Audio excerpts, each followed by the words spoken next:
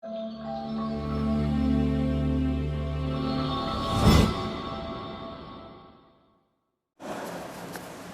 assalamualaikum warahmatullahi wabarakatuh. Alhamdulillahi rabbil alamin,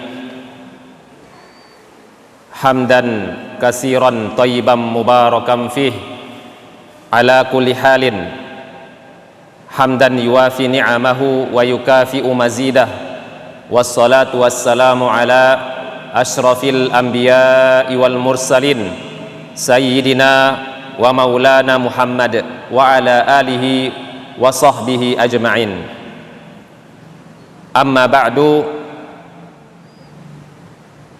Seluruh jamaah yang dirahmati Allah subhanahu wa ta'ala, alhamdulillah, di hari yang mulia ini, di awal bulan Al-Muharram 1443 Hijriah, Allah subhanahu wa ta'ala masih memberikan kepada kita nikmat dan kesempatan untuk dapat beriktikaf di rumah Allah subhanahu wa ta'ala dan juga menuntut ilmu dimanapun kita berada. Alhamdulillah, dengan izin Allah, semuanya ini tidak lain tidak bukan karena Allah yang memberikan kita hidayah, Allah yang memberikan kita petunjuknya, Allah yang mengarahkan hati kita untuk melakukan ketaatan kepadanya.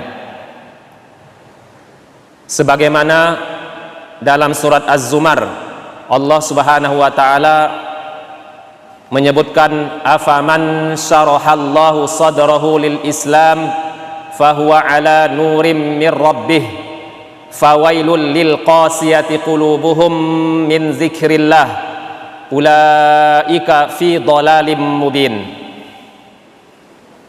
Afaman syarahallahu sadrahu, apakah sama orang yang diberikan oleh Allah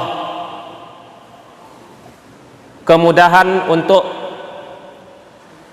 terbuka hatinya, apakah sama orang yang dibukakan Allah hatinya untuk menerima Islam dengan orang yang keras hatinya? Dalam riwayat disebutkan, satu riwayat menyebutkan Ibnu Mas'ud radhiyallahu an, sahabat Nabi, pernah bertanya kepada Rasulullah sallallahu alaihi wasallam pada saat ayat ini turun. Ibnu Mas'ud radhiyallahu anhu bertanya kepada Rasulullah, apa maksud asy-syarh? Apa maksud syarah, kalimat syarah ini? Lalu Rasulullah sallallahu alaihi wasallam menjawab, ketika seorang hamba dibukakan pintu hatinya untuk menerima cahaya Allah, untuk menerima cahaya Islam. Apabila cahaya itu sudah dilempar Allah, ya, sudah dimasukkan Allah dalam hati, maka itulah petunjuk yang sangat berharga untuk hambanya. Fawailul lil qasiyati qulubuhum, tapi kebalikannya, jika keras hatinya, maka orang ini susah untuk mengingat Allah dan melakukan ketaatan yang lainnya. Ulaika fi dhalalim mubin, mereka itu adalah orang-orang yang sesat. Maka di sini jamaah yang dirahmati Allah subhanahu wa ta'ala, kita harus sadari bahwa kita ini adalah hamba yang lemah, hamba yang banyak salahnya, hamba yang selalu menyombongkan, angkuh terhadap diri kita. Maka tentunya kita harus mengetahui apa saja tanda-tanda hati yang keras, apa saja tanda-tanda hati itu mulai mengeras, mulai tidak bisa lagi menerima cahaya. Para ulama menyimpulkan ada lebih kurang 5 tanda-tanda seseorang itu disebut keras hatinya, nggak bisa menerima kebaikan. Yang pertama adalah at-takasul anit ta'ati wa a'malil khair. Yang pertama adalah bermalas-malasan dalam mengerjakan kebaikan dan ketaatan. Inilah diantara tanda-tanda hati yang keras. Mulai bermalas-malasan, mulai tidak lagi semangat dalam hidup ini, mulai mempermainkan Allah Subhanahu wa ta'ala, yang seharusnya dia mampu untuk melakukan ibadah itu baik dan sempurna, diremehkannya, ya, diremehkannya. Seharusnya dia bisa sholat berjamaah, diremehkannya. Seharusnya dia bisa tilawatul Quran sebanyak-banyaknya, diremehkannya. Yang seharusnya dia bisa bersedekah setiap hari, khususnya hari Jumat, diremehkannya. Yang seharusnya dia bisa berzikir pagi dan petang, diremehkannya. Yang seharusnya dia bisa untuk mengunjungi tetangganya, husnul jiwar, berbuat baik kepada tetangga, diremehkannya. Yang seharusnya dia bisa bangun malam, sholat malam, bermunajat kepada Allah Subhanahu wa ta'ala. Di saat yang lainnya tidur, dia bangun, dia mengadu kepada Allah Subhanahu wa ta'ala, diremehkannya. Pada saat dia bisa sebenarnya untuk belajar Quran, tapi dia meremehkannya. Pada saat dia seharusnya bisa menghadiri pengajian, majelis taklim dan seterusnya, diremehkannya. Inilah tanda-tanda hati sudah mulai mengeras karena bermalas-malasan, karena tidak mau melawan nafsunya itu, tidak mau melawan keinginan pribadinya, karena nafsunya itu sudah mempengaruhi dirinya. Nafsunya itu sudah menjadi raja, menjadi rajanya. Hatinya tunduk dengan nafsu, bukan nafsu yang tunduk dengan hatinya. Kalau seandainya nafsu sudah menjadi raja, itulah tanda-tanda kerugian dan kesengsaraan di dunia ini. Jamaah yang dirahmati Allah Subhanahu wa ta'ala, selanjutnya yang kedua, tanda-tanda seseorang itu sudah mulai kelihatan mulai mengeras hatinya, yaitu adamut ta'assuri bi ayatil Qur'anil Karim. Tidak lagi terpengaruh hatinya dengan ayat-ayat Al-Quran yang dibacakan. Dibaca Quran gak ada rasanya, gak ada rasa ketika membaca Quran. Mendengar Quran pun gak ada rasanya. Kenapa itu terjadi? Karena sudah keras hatinya. Wa iza tuliyat alaihim ayatuhu zadatsum imana wa ala rabbihim yatawakkalun. Tanda-tanda orang beriman ketika dibaca ayat Allah itu, ayat Al-Quran, zadathum imana, bertambah imannya. Terus kepada Allah mereka bertawakal. Itulah tanda-tanda kalau hati keras, mau dibaca, mau mendengar Quran, nggak ada lagi rasanya, nggak ada rasanya, biasa-biasa saja, datar bacaan itu, datar pendengarannya, hatinya keras. Padahal yang membaca misalnya suaranya merdu, ya, bacaannya bagus, nggak ada juga gunanya. Mau dibaca langsung atau lewat online atau misalnya rekaman pun nggak ada rasanya. Inilah tanda-tanda seseorang itu udah tidak lagi menjadi lembut hatinya. Maka hatinya keras, dia tidak terpengaruh hatinya terhadap ayat-ayat Al-Quran yang dibacakan. Berbeda dengan orang yang hatinya lembut, hatinya yang udah mulai bersih, itu bergetar, ya, bergetar, ya, bergetar hatinya, bergetar jiwanya, ya. Innamal mu'minuna iza innamal mu'minuna allazina iza dzukirallahu wajilat qulubuhum. Kalau seandainya dibaca sedang berzikir atau sedang membaca Quran, itu orang beriman itu wajilat qulubuhum, hatinya itu atau dirinya itu bergetar, ya, bergetar hatinya. Kenapa? Karena dia merasakan keagungan Allah Subhanahu wa taala, karena dia mengingat dosa-dosanya, karena dia mendengarkan ayat-ayat tentang neraka, karena dia mendengarkan ayat-ayat tentang azab, sampai menangis ketika mendengarkan Quran, atau sampai menangis ketika membacakan Al-Quranul Karim. Makanya Rasulullah SAW itu mengatakan dalam sebuah riwayat hadis, menangis membaca Quran itu ibadah, ya.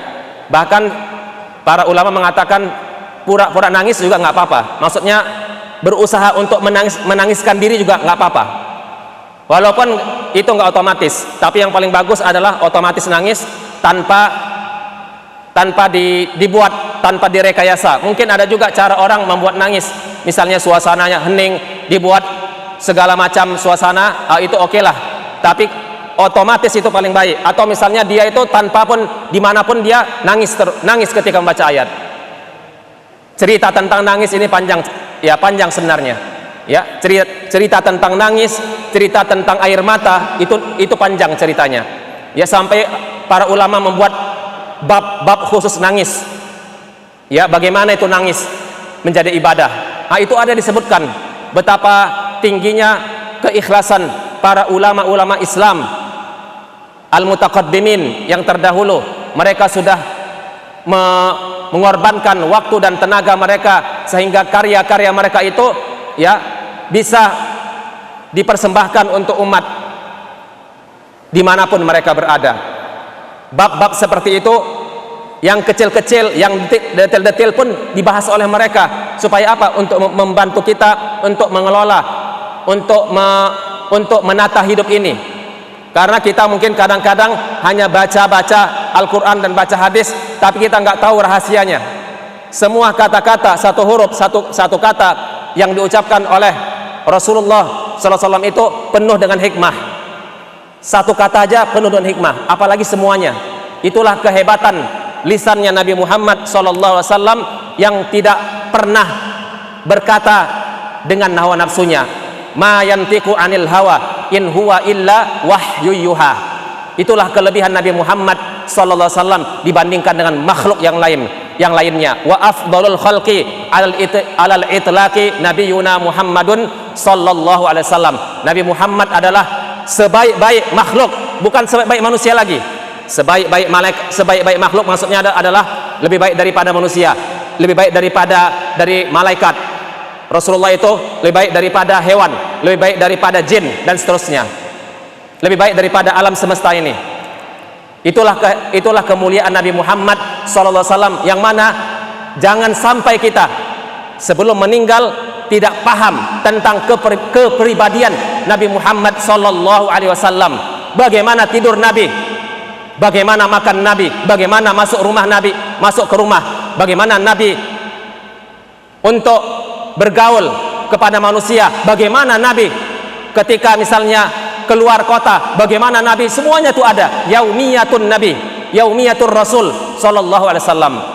Seharinya bagaimana sikap, bagaimana kehidupan seharian Nabi Muhammad sallallahu alaihi wasallam.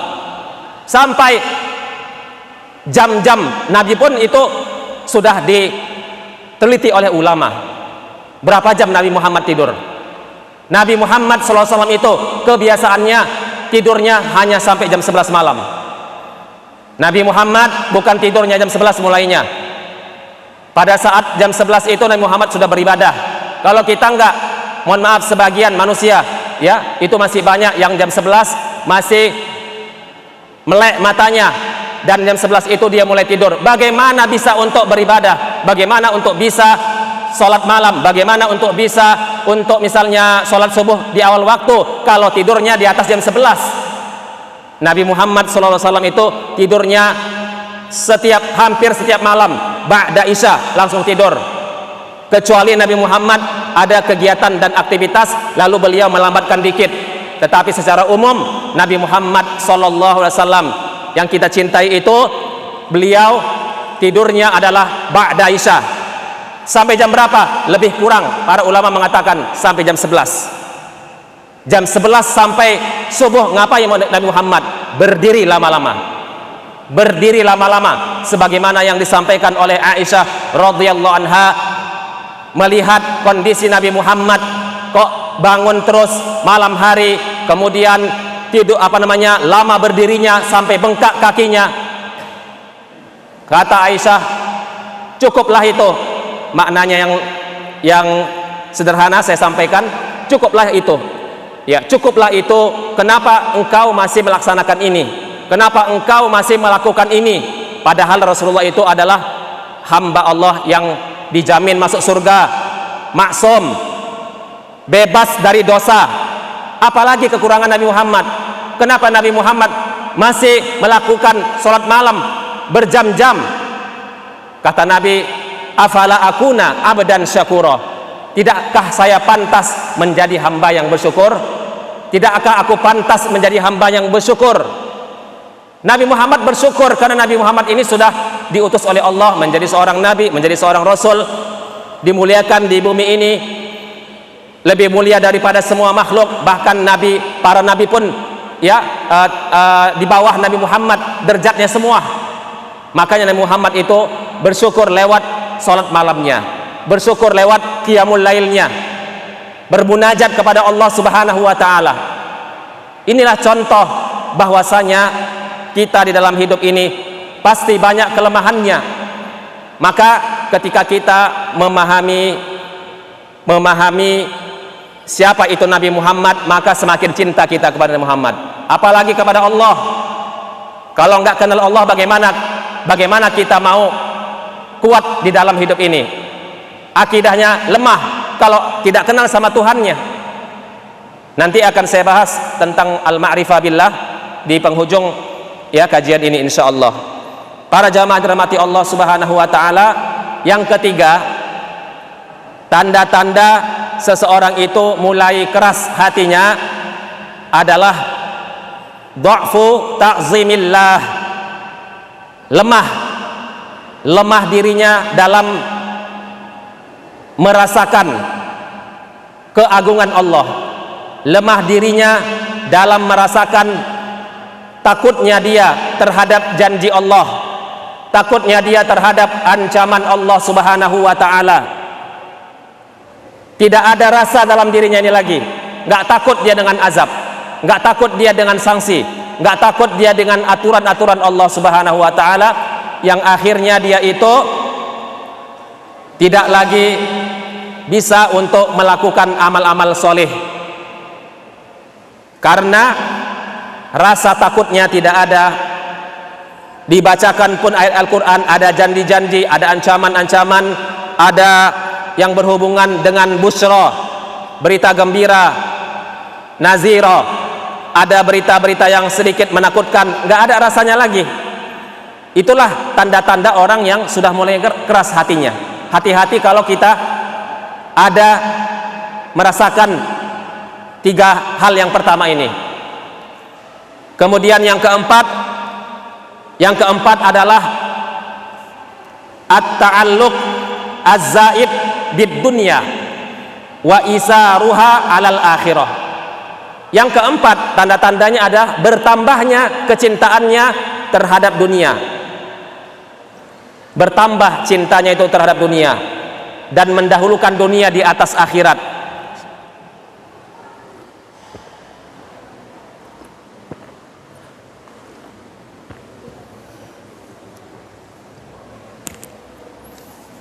Hadirin dan hadirat jamaah majelis Tazkiyatun Nafsi yang dirahmati Allah, inilah peringatan-peringatan Nabi Muhammad, peringatan Allah dan Rasul yang sering disampaikan di dalam Al-Quran dan dalam hadis tentang dunia ini, sampai Allah Subhanahu wa ta'ala masih memberikan peluang bahwasanya dunia ini silakan dinikmati, tetapi jangan sampai berlebih-lebihan. Rabbana atina fid dunya hasanah wa fil akhirati hasanah wa qina azabannar.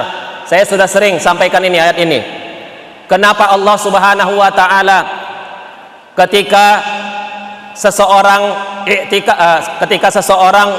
tawaf mengelilingi Ka'bah, kenapa antara rukun Yamani dengan rukun Hajar Aswad, kenapa sudut Ka'bah yang namanya rukun Yamani dengan rukun Hajar Aswad, kenapa di situ disunahkan membaca Rabbana atina fid dunya hasanah? Sepakat para ulama, bagi yang tawaf, mau umroh, mau haji, atau mau datang aja ziarah ke mau ke Masjidil Haram ya di Makkah, sepakat para ulama mengatakan bahwasanya sunnah hukumnya membaca Rabbana atina fid dunya hasanah wa fil akhirati hasanah wa qina azabannar. Pada saat itu sebenarnya kalau kita pikir-pikir, seseorang ketika haji atau umroh memakai pakaian ihram, melepaskan semua kenikmatan dunianya, nggak boleh memakai pakaian yang ada jahit-jahitnya.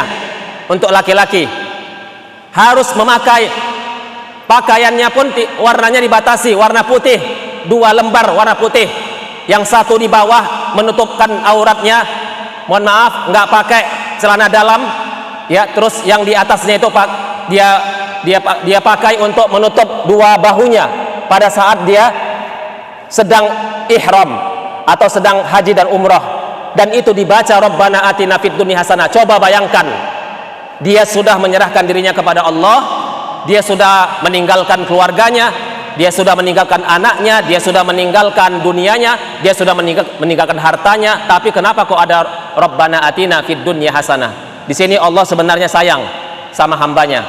Kalau seandainya kita pikir-pikir, nggak usah ada dunianya, nggak perlu ada dunianya. Kalau kita pikir-pikir gitu, nggak perlu ada doa dunianya, karena posisinya dia sedang di Ka'bah, sedang di samping Ka'bah, dia sedang menuju Allah, dia melepaskan semuanya dunia ini, HP nggak ada, segala macamnya nggak ada, dilepaskannya hanya untuk Allah. Tapi kok Allah itu masih sayang sama hambanya. Rabbana atina fid dunya hasanah wa fil akhirati hasanah wa qina azabannar. Ini menunjukkan Allah itu sayang sama hambanya.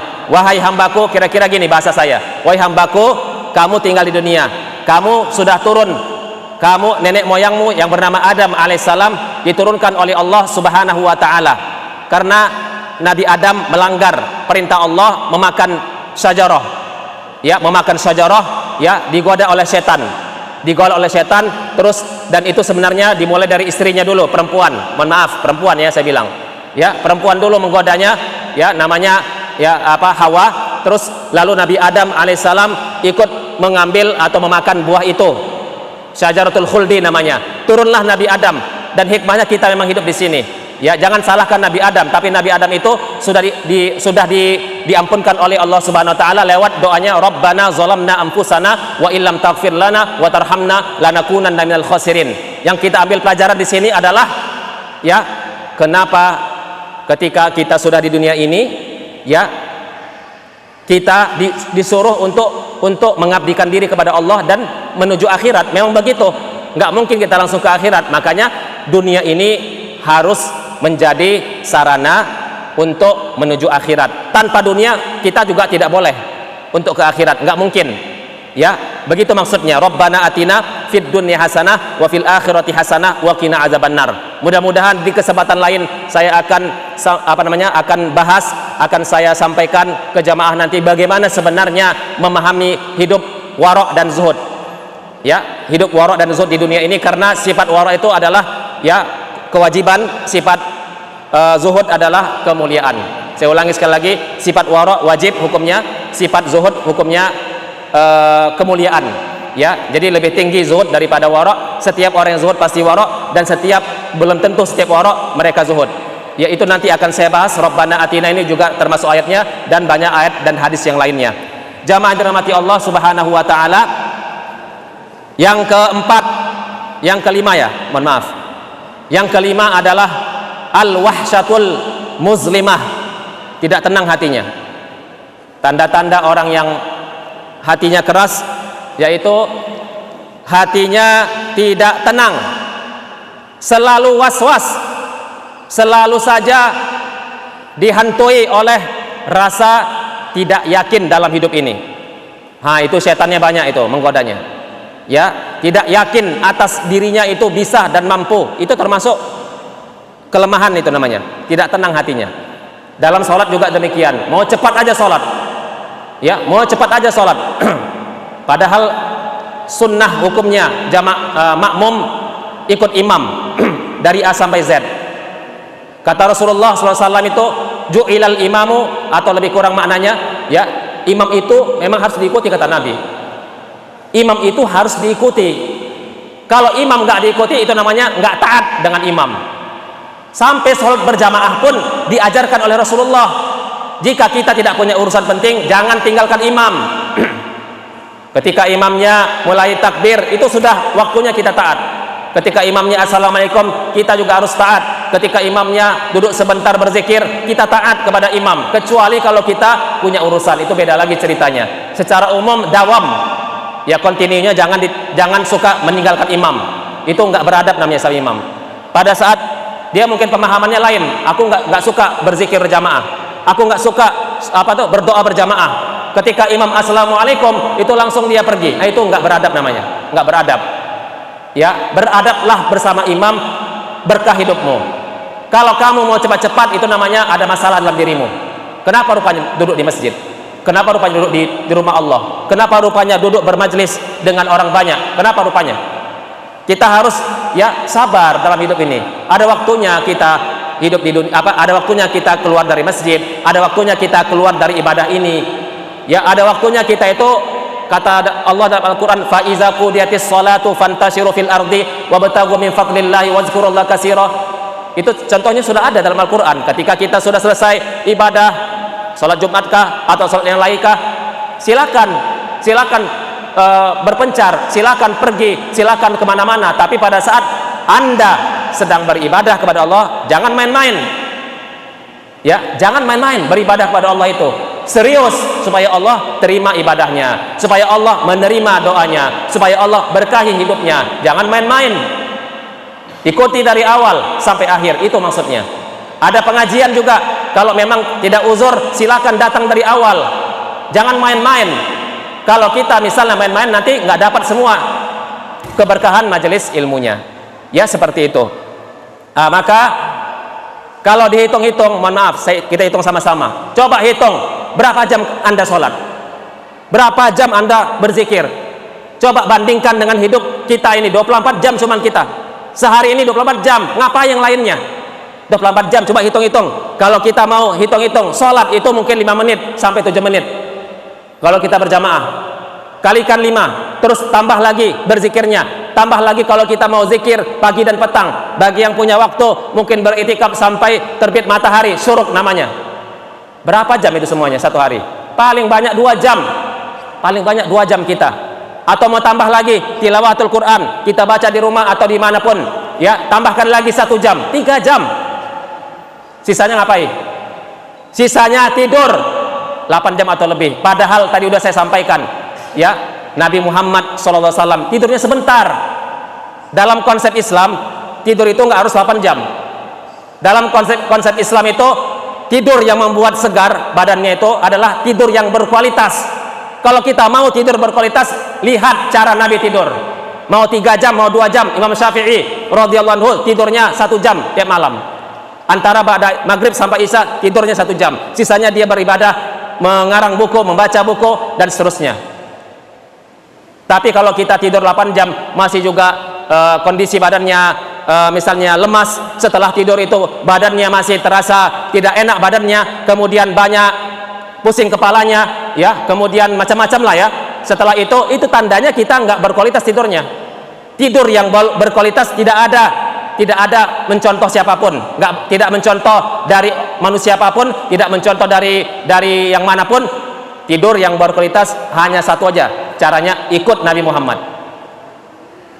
Saya nggak mungkin menjelaskan panjang-panjang, mungkin lebih kurang begini. Kalau mau tidurnya tidurnya berkualitas, yaitu ya ikuti cara Nabi standar minimal begini, yaitu sebelum tidur berwudu atau toharoh namanya. Kalau bisa tambahi dengan sholat 2 rakaat kalau bisa, atau membaca Quran. Yang selanjutnya apa? Baca doa minimal, misalnya subhanaka Allahumma bihamdika, misalnya bismika Allahumma ahya wa bismika amut, misalnya tambahkan ayat kursi, tambahkan membaca suratul ikhlas, al-falaq, an-nas 3 kali, kemudian ditiup di tangan kita, sapukan ke badan kita semuanya, yang kanan menyapu yang baik-baik, yang kiri menyapu yang tidak baik seperti punggung dan seterusnya. Begitu caranya, udah diajarkan Nabi. Terus tidurnya dengan lambung yang kanan supaya sehat badannya. Terus bangun tidur ya lepaskan 3 ikatan. Bangun tidur itu standar minimal yang berkualitas. Bangun tidur ikuti Nabi Muhammad SAW supaya terlepas ikatannya, ikatan setannya terlepas, karena setan juga tetap menggoda manusia, dan semudah-mudah setan menggoda manusia pada saat manusia tidak sadar atau tidur. Hanya satu orang di dunia ini yang matanya tidur, hatinya nggak tidur. Siapa itu dia? Itulah dia, Nabi Muhammad SAW. Manusia ini semuanya kalau tidur, matanya tidur enak memang, terus hatinya tidur nggak? Tidur hatinya, makanya dia nggak sadar. Nabi Muhammad SAW itu walaupun tidur matanya, tapi hatinya nggak tidur, hatinya terus berzikir kepada Allah. Itulah kelebihan Nabi Muhammad SAW dibandingkan dengan manusia yang lainnya. Makanya Nabi Muhammad itu nggak digoda setan. Korinnya, ada korin namanya ya, dalam setiap manusia itu ada korin ya. Sejak lahirnya manusia itu ada korin, ada setan yang mendampinginya sampai meninggal. Tapi jangan takut-takut dengan korin itu ya. Kalau kita takut dengan korin berarti kita lemah imannya, bisa jadi syirik nanti kita ya. Setiap manusia lahir di dunia ini itu ada korin, ada setan yang mendampinginya, dan itu membisikkan terus kepada manusia, dan malaikat ikut membantu sebenarnya. Ketika kuat imannya, malaikat membisikkannya. Ketika kuat imannya, malaikat ikut membisikkannya sehingga dia bangun. Yang membangunkan itu kan Allah memang, tapi lewat malaikat. Kalau antum misalnya merasakan bahwa sebelum subuh kok bangun saya, itu Allah yang membangunkannya lewat malaikat. Malaikat membisikkannya. Kenapa? Malaikat suka sama Anda. Kenapa? Anda bersih hatinya, Anda suka beristighfar, Anda misalnya suka berbuat kebaikan, akhirnya malaikat ikut membantunya. Tapi kalau banyak dosanya, korin itu ya menumpangi badan ini, korin itu ya menidurkan badannya itu ya, pokoknya dikencinginya sampai kita tuh nggak bisa bangun subuh, maka muncullah sakit-sakit badan ini. Nah itu seperti itu ya. Jadi Nabi Muhammad itu kalau misalnya bangun, ini saya ajarkan lagi standar minimalnya itu, bangun itu 3 ikatan harus dibuka, 3 ikatan setan harus dibuka. Yang pertama adalah berwudu atau taharah. Yang kedua adalah, makanya usahakan tidur jangan dalam keadaan berhadas, usahakan ya supaya semakin menjauhkan setan ini. Terus yang kedua apa? Yang kedua adalah setelah itu sholat. Kalau bisa sholat tahajud, sholat witir, atau kalau paling tidak minimal sholat subuh. Itu udah namanya sholat namanya. Saya ulangi sekali lagi, tertib ya, mohon maaf. Tertibnya yang gini, bangun tidur berdoa. Satu, yang pertama, mohon maaf, yang pertama adalah bangun tidur kita berdoa. Itu sudah membuka ikatannya. Doanya apa? Yang sudah diajarkan Nabi. Itu banyak doanya, tapi diantaranya alhamdulillahillazi ahyani ba'dama amatani wa ilaihin nusyur. Nah, doa bangun tidur itu adab. Anak-anak kecil harus diajarkan ya, dari bayi diajarkan, diucapkan. Bagi yang punya bayi, bagi yang punya anak ya, ajarkan itu semua. Jangan diajarkan pada waktu dia masuk SD, ajarkan dari kecil ya. Besarkan volume suaramu ketika kamu membacanya, biar dia cepat hafal ya. Alhamdulillahi ahyani ba'dama amatani wa ilaihin nusyur. Nah itu mengikat, ikatannya terbuka satu ikatan. Yang kedua adalah berwudu, toharah ya, toharah. Maka toharah ini juga termasuk membuka ikatan yang kedua. Yang ketiga apa? Yaitu dengan cara sholat. Insya Allah aman, nyaman ya, dalam hidupnya segar, karena dia sudah bersama dengan keimanan, dengan malaikat, sehingga setan itu tidak mendekatinya. Begitu. Jadi ya ini penting untuk kita semuanya ya. Hati tidak tenang ya, itu karena banyak macam-macam sebabnya. Inilah lima tanda-tanda yang bisa saya sebutkan ya, 5 tanda-tanda yang bisa saya sebutkan yang tentang bagaimana seseorang itu mengetahui bahwa dirinya ini keras atau enggak, keras hatinya atau enggak. Saya ulangi, yang pertama, suka bermalas-malasan dalam mengerjakan kebaikan. Yang kedua adalah tidak terpengaruh hatinya dengan ayat-ayat Al-Quran ketika dibaca atau didengarkannya. Yang ketiga adalah tidak merasa takut akan janji dan ancaman Allah, ya. Ketika dia tahu ada ayat Allah, ada sanksi dan segala macamnya, biasa-biasa aja, ya, nggak ada rasanya ketika mendengarkan ayat-ayat Allah, ancaman Nabi Muhammad SAW. Yang keempat, ya, yaitu bertambah kecintaannya terhadap dunia, ya, semakin bertambah senangnya sama dunia ini. Padahal Nabi Muhammad SAW itu sudah berdoa, mencontohkan banyak doa, misalnya wala taj'alid dunya akbaru hammina wala mablagha ilmina, ya Allah, jangan kamu jadikan dunia ini sebagai obsesi kami, jadi kecenderungannya dunia terus, akhiratnya nomor 2, nomor 3, nomor 4. Itu maksudnya, lupa dia dengan dunia, lupa dia dengan akhirat.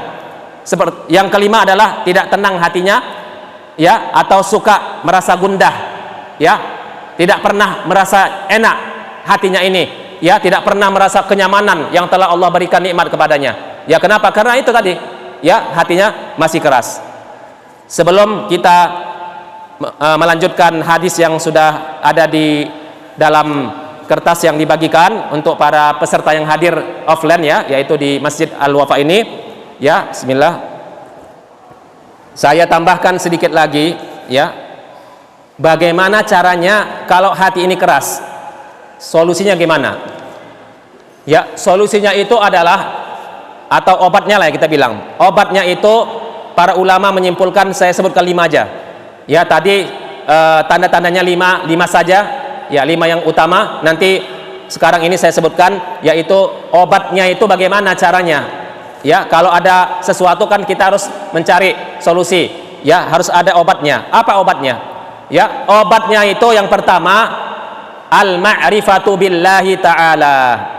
Yang pertama adalah kenal kepada Allah dengan pengenalan yang sempurna sesuai dengan kemampuan kita. Kalau kita belum kenal Allah, bagaimana kita mau, ya, bisa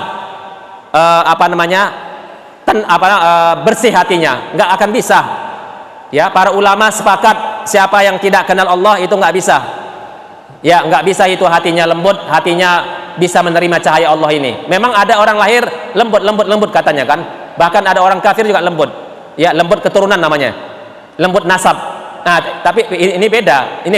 Lembut di sini maksudnya mudah beramal, itu maksudnya. Lembut bicaranya, tapi nggak sholat, untuk apa gunanya? Ya, lembut bicaranya, ya, santun berbicara, tapi nggak pernah sholat, ya, nggak pernah beribadah. Nah, bukan itu maksudnya. Maksudnya adalah walaupun lembut hatinya, walaupun lembut bicaranya, tapi juga lembut semuanya. Itu maksudnya. Nah, ada juga nanti orangnya keras, ada juga orang yang misalnya hatinya lembut, tidak keras, tapi bahasanya keras dan tegas. Kenapa? Karena memang dia lahir dari sana, dia lahir dari orang gunung-gunung, dia, ya, suaranya keras, ya, kalau ngomong itu keras, ya, jangan bilang itu keras, tapi hatinya lembut. Karena orang Arab juga beda-beda, ya, ada Arab Badui namanya, ada Arab yang tidak tinggal di kampung-kampung, ya, mereka tinggal di kota-kota, beda-beda intonasi bahasanya. Dan itu memang diakui dalam Islam. Makanya banyak Arab Badui itu datang kepada Nabi Muhammad, macam-macam ceritanya. Ada yang mohon maaf, ya, BAK di pojok Masjid Nabawi, ya, Masjid Nabi itu dia BAK di situ, ya. Terus Nabi Muhammad membiarkannya, sabar dulu, sabar. Ada sahabat mau mukulnya, mau bunuhnya. Kata Nabi, tunggu dulu selesai BAK-nya. Ya, seperti itu. Ya, macam-macam itu di zaman Nabi Muhammad. Nah, jadi dalam hidup ini, ya, bukan dilihat daripada luarnya, ya, tapi dilihat dalamnya. Kalau dia bagus, dalamnya insya Allah, luar itu ya hanya untuk menyempurnakan. Baik, selanjutnya ketika kita sudah mengenal Allah, insya Allah nanti akan mulailah hati itu lembut, ya, dan mulai mudah untuk beramal. Itu maksudnya, ya. Kenal Allah lewat Asmaul Husna, kenali Allah lewat misalnya sifat-sifatnya. Terserah mau belajar yang mana, mau pakai metode mazhab Asy'ari silakan, mau pakai metode Aqidatus Salaf, ya, karena dalam masalah mengenal Allah, mengenal sifat Allah Subhanahu wa taala itu dan asma'nya itu ada 2 cara metodenya. Metodenya itu ada namanya metode salaf, yaitu lebih kurang masanya lebih kurang 3 kurun dari masa sahabat Nabi asal usulnya, ya, dari tabi'in dan tabi'in, ya, kemudian muncullah di zaman keempatnya atau di awal abad ketiga, karena banyak orang Islam, ya, banyak orang Islam yang belajar kemana-mana, ke negara Arab, datang dari Afrika, datang dari Eropa, dari Andalusia, datang belajar, dan mereka membawa falsafah di sana. Akhirnya bahasa Arab itu berkembang, kemudian banyak juga buku-buku yang bukan bahasa Arab diterjemahkan ke bahasa Arab. Jadi itu salah satu faktor memang muncullah ijtihad para ulama yang dibawa oleh Abul Hasan Al-Asy'ari, sehingga beliaulah yang menjadi pembawa mazhab khalaf ya dalam masalah akidah yang diterima oleh para ulama, Dua-duanya insya Allah sangat memiliki prinsip, dan insya Allah semuanya penuh dengan dalil. Jadi sehingga kalau kita misalnya mau ikut salaf silakan saja, mau ikut khalaf silakan saja, dua-duanya insya Allah dibenarkan oleh para ulama, ya seperti itu. Kemudian setelah itu yang kedua, jika kita ingin mau mengobati jadi cara-cara yang ampuh yang kedua adalah bertobat. Bertobat kepada Allah Subhanahu wa taala dengan cara apa? Beristighfar sebanyak-banyaknya. Rasulullah sallallahu alaihi wasallam itu sudah dijamin masuk surga, kok Rasulullah itu tetap aja beristighfar. Itu tandanya yang Nabi Muhammad saja yang dijamin masuk surga beristighfar, apalagi kita yang tidak jelas ini dijamin masuk surganya, nggak tahu nasib kita ini mau kemana, nasib kita apakah di surga atau di neraka, nggak ada yang tahu, hanya Allah yang tahu. Tapi Nabi Muhammad yang dijamin masuk surga kok membaca istighfar. Itulah rasa syukurnya. Syukur itu tinggi sebenarnya.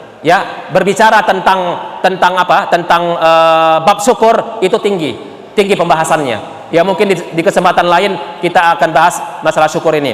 Baik, selanjutnya adalah setelah itu berzikir. Setelah beristighfar, berzikir sebanyak-banyaknya. Berzikir itu adalah bahagian dari cara Allah untuk membersihkan diri kita. Subhanallah. Banyak cara, banyak contoh-contoh yang sudah diajarkan oleh Allah Subhanahu wa taala. Setelah sholat pun ada zikirnya, setelah kita makan ada zikirnya, setelah tidur ada zikirnya, kemudian mau kemana-mana ada zikirnya, masuk rumah ada zikirnya. Kenapa masuk rumah hanya sekedar mengucapkan assalamualaikum? Coba ditambah lagi, Allahumma inni as'aluka khairal maulaji wa khairal makhraji, bismillahi walajna wa bismillahi kharajna wa 'ala Allahi rabbina tawakkalna. Masuk rumah itu kaki kanan, jadi setan nggak ikut, seperti itu. Jadi kalau berzikir insya Allah sebagaimana yang disebutkan oleh para ulama, zikir itu seperti ikan. Ikan itu kalau misalnya dia tidak hidup di air, dia nggak akan bisa hidup. Kalau dia misalnya hidup di darat, susah, nggak akan bisa hidup. Demikian juga hati kita ini. Hati ini kalau nggak dibasahi dengan zikir, diamalkan dengan zikir, maka hatinya mati, hatinya keras. Jadi kalau mau kita misalnya menggunakan metode yang kedua mengobati keras hati, cara yang kedua ini juga bagus. Kalau bisa semuanya alhamdulillah. Kalau nggak bisa satu-satu bertahap. Seperti itu. Yang ketiga, saya akan siapkan nanti 15 menit karena waktu saya sampai jam 9. Paling lambat jam 9 saya siapkan untuk tanya jawab. Yang ketiga adalah yaitu kita berusaha memperbanyak kebaikan dalam hidup ini. Itu cara untuk membersihkan diri. Bahkan ada spesial, ada beberapa amalan spesial yang untuk kebaikan ini. Contoh-contoh yang sudah disampaikan oleh Nabi, yaitu kita itu disuruh oleh Nabi apabila engkau dalam hadis riwayat Imam Hakim disebutkan, apabila engkau ingin mau membersihkan dirimu, keras hatimu, itu ada mengadu sahabat Nabi mengadu kepada Rasulullah tentang keras hatinya. Lalu Rasulullah menjawabnya dua macam, dengan dua cara kebaikannya. Al-hasanatnya itu dengan dua cara, yaitu yang pertama adalah engkau memberikan makan orang-orang miskin. Itu memberikan makan kepada orang-orang miskin. Yang kedua adalah selalu menyayangi anak-anak yatim. Ini obat yang ketiga, resep yang ketiga. Silakan diambil di apotek mana saja ada kan, insya Allah. Kalau bisa semuanya diamalkan alhamdulillah. Kalau tidak silakan sesuai dengan kemampuan kita. Dan sebaik-baiknya kalau memang semuanya bisa, itu bagus sekali, akan mempercepat. Jadi memberikan makan itu kan nggak mudah kalau dia bakhil. Di rumahnya itu banyak makanan, tapi kalau misalnya dia memberikan susah, sampai makanannya itu bersisa mubazir, akhirnya dibuangnya. Atau misalnya dia punya uang lebih, nggak pernah dia itu memberikan sedekah kepada orang miskin, misalnya siapapun orang yang butuh untuk makan, tetangganya kah atau siapakah, dikasihnya makan, ya bahkan ada alhamdulillah dengan izin Allah itu hati yang bersih itu, ya walaupun uangnya nggak banyak, tiap Jumat dia memberikan makanan. Bahkan ada yang dermawan, mungkin dia banyak uangnya, setiap Jumat ada Jumat berkah namanya, ya ada namanya kotak nasi berkah, dibuatnya di hari Jumat, seperti itu. Ya, yang memberikannya mungkin nggak satu dua, nggak banyak-banyak, dia sendiri satu orang atau dua orang, seperti itu. Ya, jadi memberikan makan kepada orang, yaitu termasuk salah satu daripada ciri-ciri orang beriman yang lembut hatinya. Ya, makanya ketika Nabi Muhammad SAW itu hijrah ke Madinah, awal kata-kata Nabi itu ada diantaranya. Awal kata-kata Nabi, absus salama bainakum, ucapkan salam. Itu ya adab-adab pertama Nabi Muhammad mengajarkan kepada orang-orang Ansor, ya orang-orang Muhajirin yang hijrah dari Mekah ke Madinah. Pada saat itu disuruh untuk melakukan ini. Ya, absus salama bainakum, berikan makan kepada orang miskin, sholat malam kamu dan seterusnya, itulah ada hadisnya. Itu diantaranya ada makan. Jadi makan ini sebenarnya tanda-tanda kebersihan jiwa. Ya, ini adalah simbol sosial dalam jiwanya. Jika tidak ada rasa sosial dalam jiwanya, itu berarti kotor. Berarti orang ini namanya nggak peduli, ya, dan dia masih keras hatinya, nggak memberikan sama sekali, padahal ada uangnya, ya maunya itu dia hanya untuk dirinya sendiri. Nauzubillah min zalik. Ya, terus yang tadi yang keduanya, yang kebaikan yang kedua itu adalah kata Nabi Muhammad SAW, yaitu menyantuni anak yatim, menyayangi anak yatim, apalagi memperhatikan anak yatim, apalagi bahkan sampai kepala anak yatim pun itu disuruh Nabi untuk disapu-sapu ataupun apa namanya, selalu kita sayangi, pegang kepalanya sampai seperti itu. Nah, itulah dia, ya, supaya melunakkan hati ini. Itu maksudnya. Jangan kita itu hanya melihat keangkuhan diri ini, kehebatan diri ini, enggak, tapi kita lihat anak yatim itu, ya, ayahnya enggak ada, ya, itulah tanda-tanda kita itu, ya, cinta terhadap Islam ini.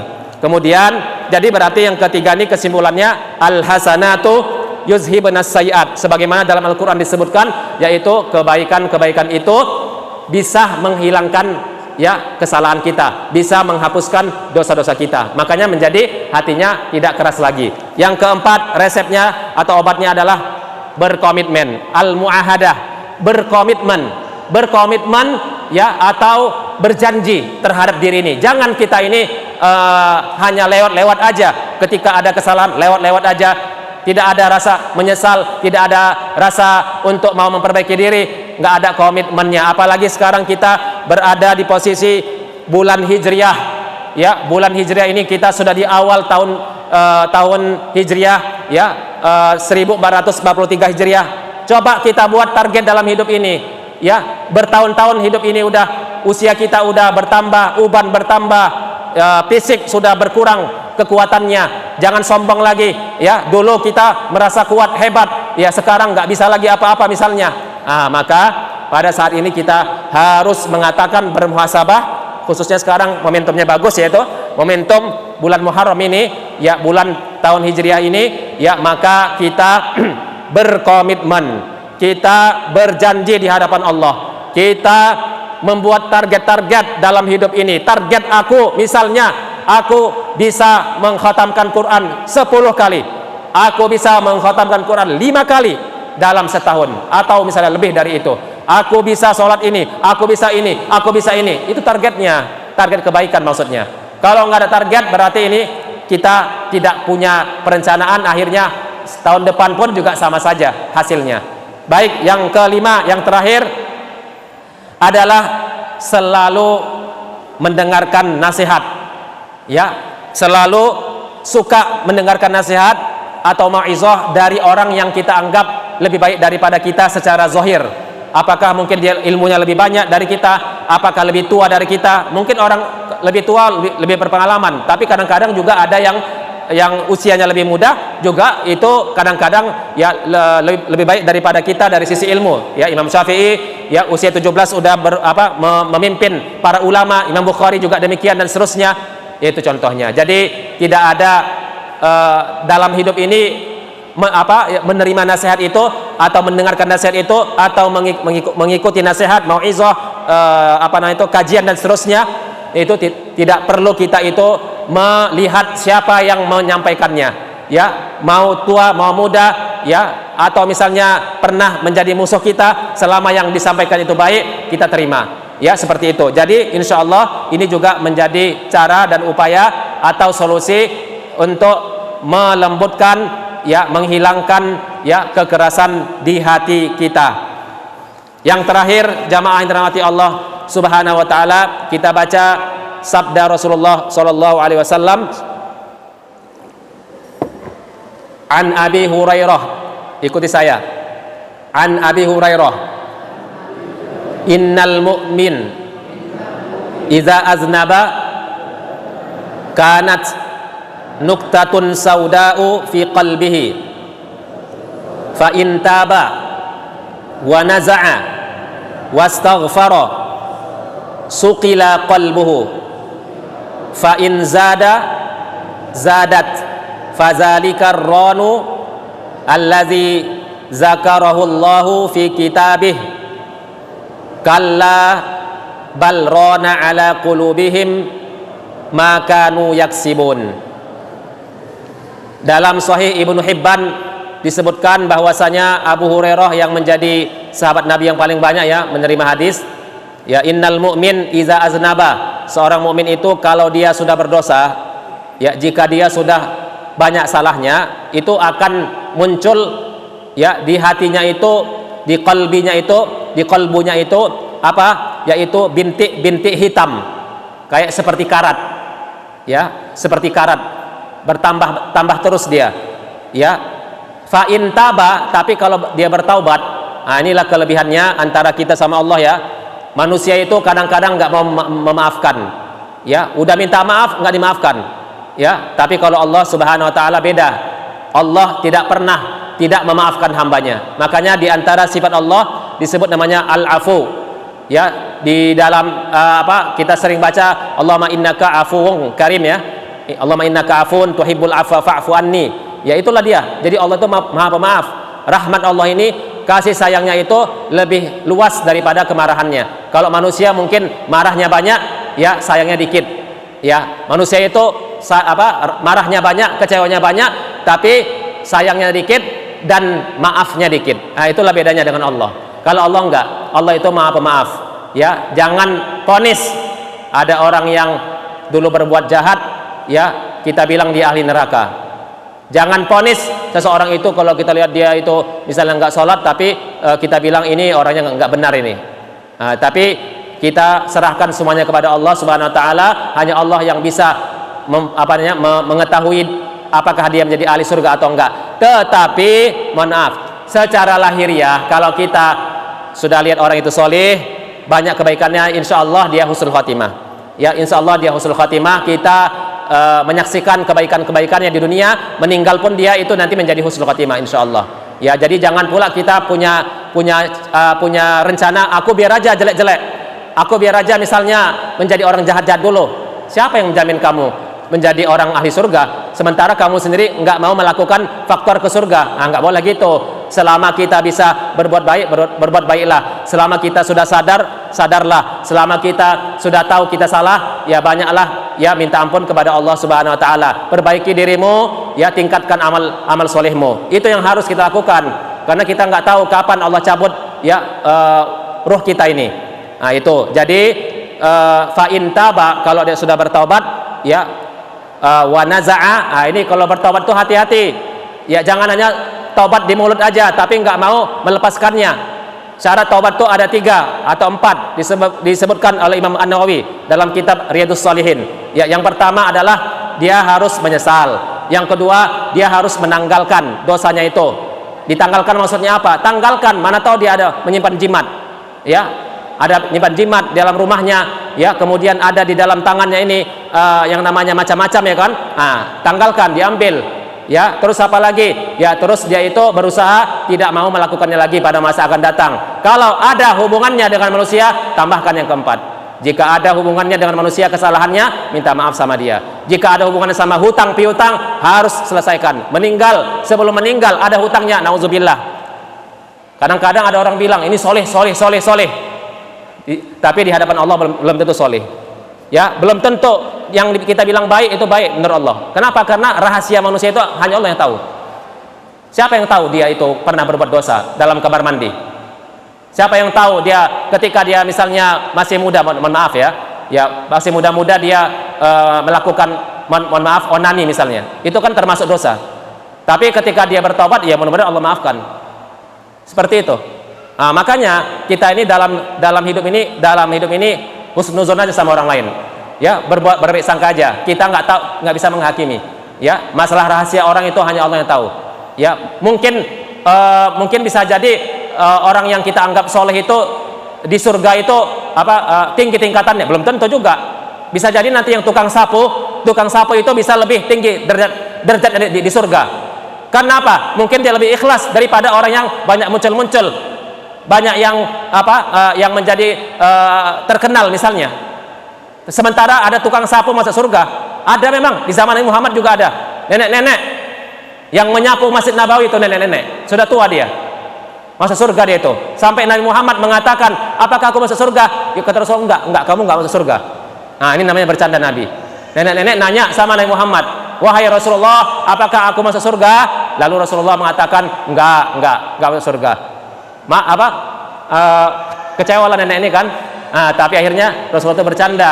Apa kata Nabi? Enggak pernah ada sejarahnya di surga nenek-nenek. Semuanya usianya 33 tahun usianya.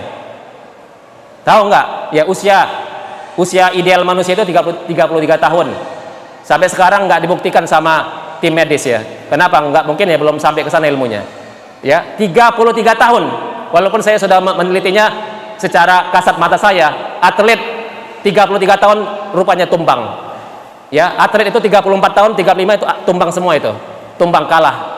Juara satu dunia apapun antum lihat rata-rata yang single ya, yang single, jangan yang main bola kan banyak-banyak. Itu pasti dia di atas 33 tahun jarang itu ya menjadi kuat. Ya, seperti itu. Nah, itulah tandanya, berarti tidak ada nenek-nenek di sana. Ya, Bu ya. Bu, nggak ada itu nenek-nenek di sana. Yang ada muda-muda semua. Ya, 33 tahun usianya di surga. Ya, seperti itu. Baik, selanjutnya hadis Nabi mengatakan di sini kita cabut itu, taubat itu ada syaratnya ya. Wastaghfara, beristighfar sebanyak-banyaknya, maka suqila qalbuhu. Kalau udah bertaubat, walaupun udah berkarat hatinya, bertaubat dia, itu nanti hatinya itu akan terang ya, terang benderang kayak seperti kilat, menjadi bersih lagi hatinya. Terus apa? Tapi hati-hati, kalau kamu masih main-main lagi, kalau kamu tidak serius, kamu tambah dosanya lagi. Sudah bersih, tambah dosa, bersih, tambah dosa, bersih, tambah dosa. Fa in zada, kalau kau tambah dosanya, kamu tambah dosamu itu, zadat, maka bertambahlah nuktahnya tadi, bertambahlah titik yang tadi yang hitam itu, bertambahlah karatnya, ya, bertambahlah karatnya, karena gara-gara kamu ya main-main kepada Allah Subhanahu wa taala. Fazalikar ranu allazi zakarahu Allah fi kitabih. Itulah ya karat, itulah ar-ran, itulah penutup hati yang telah Allah sebutkan dalam Al-Qur'an dalam surat Al-Mutaffifin, kalla bal rana ala qulubihim ma kanu yaksibun. Ya, sesungguhnya Allah mengatakan sekali-kali tidak, ya, itulah demikian, sebenarnya apa yang telah mereka lakukan itu sudah ya menutupi hati mereka. Itu aja mungkin yang bisa saya sampaikan ya. Demikian kajian tazkiyatun nafsi. Semoga Allah Subhanahu wa taala memberkahi usia dan umur kita untuk selalu berada di jalan yang benar, dan Allah lapangkan, bukakan hati kita ya untuk menerima kebenaran ini, yang mana hidayah petunjuk ini memang harus dijemput. Jemput hidayah ini, jemput petunjuk ini, jemput cahaya Allah ini, supaya kita menjadi orang-orang ya yang dicintai oleh Allah Subhanahu wa taala. Aqulu qouli hadza wa astaghfirullah li wa lakum wa lisairil muslimina wal muslimat fastaghfiruh innahu huwal ghafurur rahim. Wassalamu alaikum warahmatullahi wabarakatuh.